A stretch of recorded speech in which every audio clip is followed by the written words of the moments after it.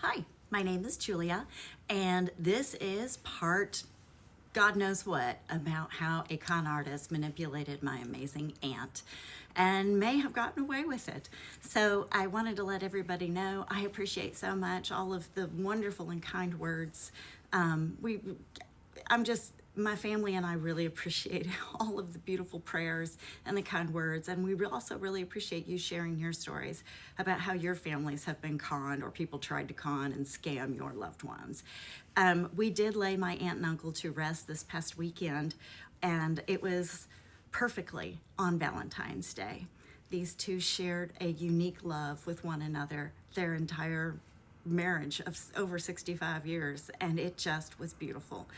Now, before we get to a lot of that service, which it was a military service because my uncle was a veteran of 3 different wars, World War II, Korea, and Vietnam War.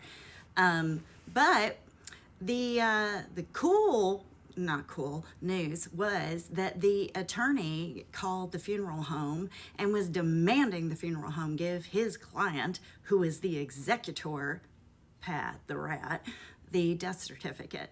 The funeral home had their contract with me and only me, and their contract says that they only give the death certificate to me. I had spoken with the attorney and put in writing several times that I would give the death certificate to him in February. Apparently that just wasn't good enough because they went before a judge, and I have no idea how this happened, but they went before the probate judge, and I got the court records, and it said they gave evidence. Love to see what the evidence was.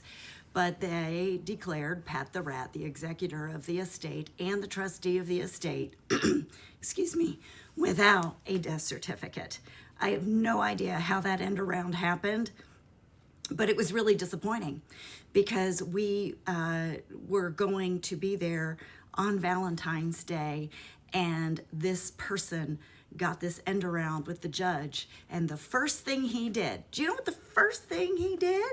Changed the locks on the house, which means that when her family is there to intern our aunt and uncle, we don't get in the house. So that was super fun.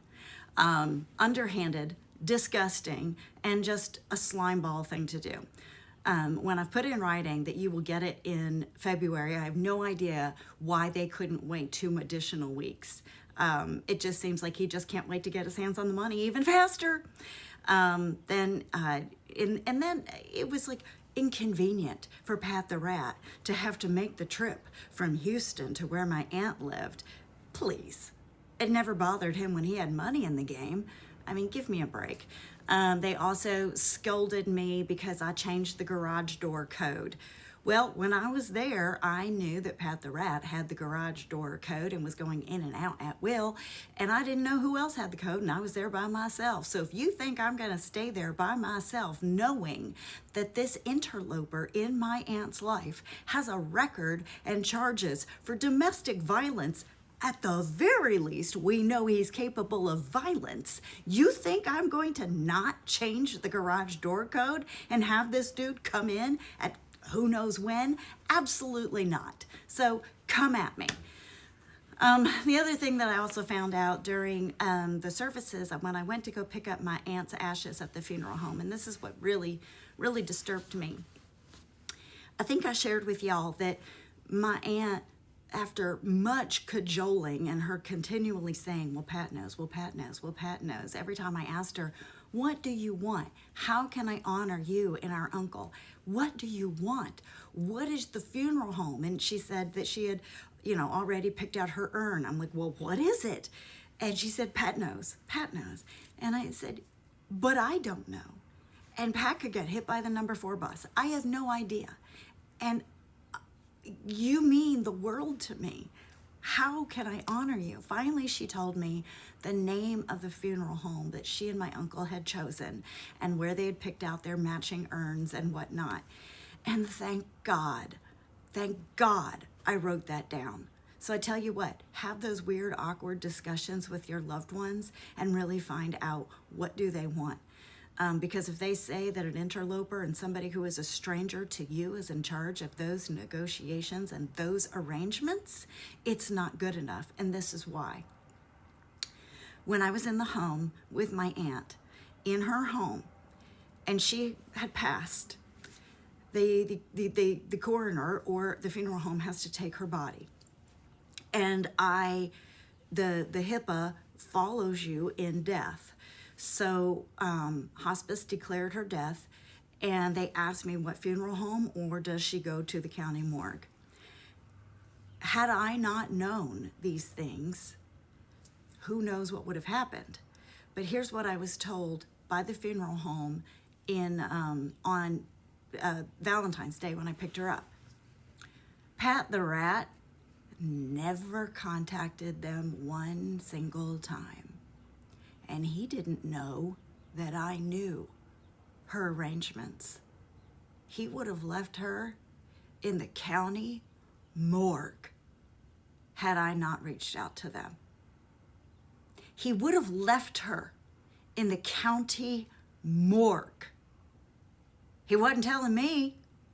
He never even gave his condolences to anyone in our family when she was gone.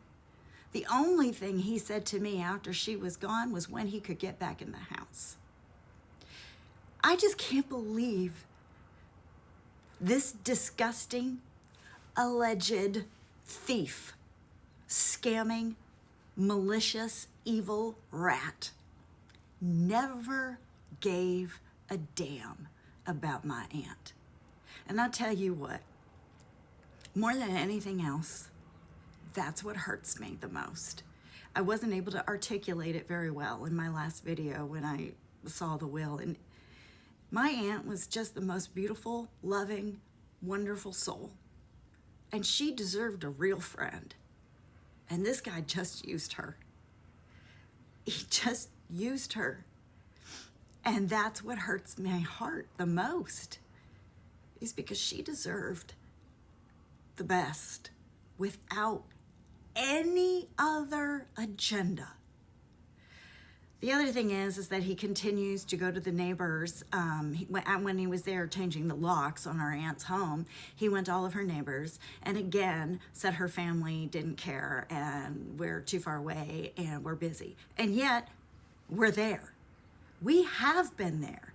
Between the 5 nieces and nephews, there wasn't a month that went by between us and our children that we were not there. And then you put in my dad, who was their most trusted, bestest friend for over 70 years. He was there. And even though he had back surgery in 2024 and was unable to travel, he called my aunt, I think 3 times a week. They were as tight as they could be. My aunt's husband who died was my father's closest human outside of my mother in this entire world. He and my uncle were as close as 2 brothers could be. So I want to make it clear, it wasn't me that was written out of the will. It was my father. Pat the Rat took my father's place. The guy who was a part of their wedding. They were in my parents' wedding. These 2 gentlemen were as close as brothers could be. My aunt and uncle did not have children, and they have said many, many, many times to anyone who could listen that my sister and I were the daughters they didn't have. Pat, the Rat, he didn't take my place. He took the place of my dad. And let me just also say, my father and my aunt and uncle were so philanthropic, my father already had agencies picked out where he was going to donate the money to, because that's just who he is. He set up a scholarship in my mother's name to put strangers through college.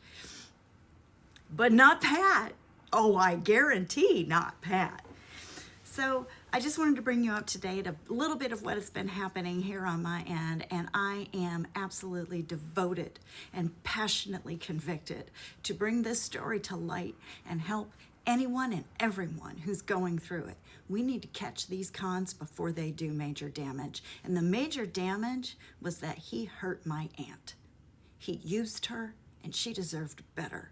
He had his own agenda. He was never there to be her friend.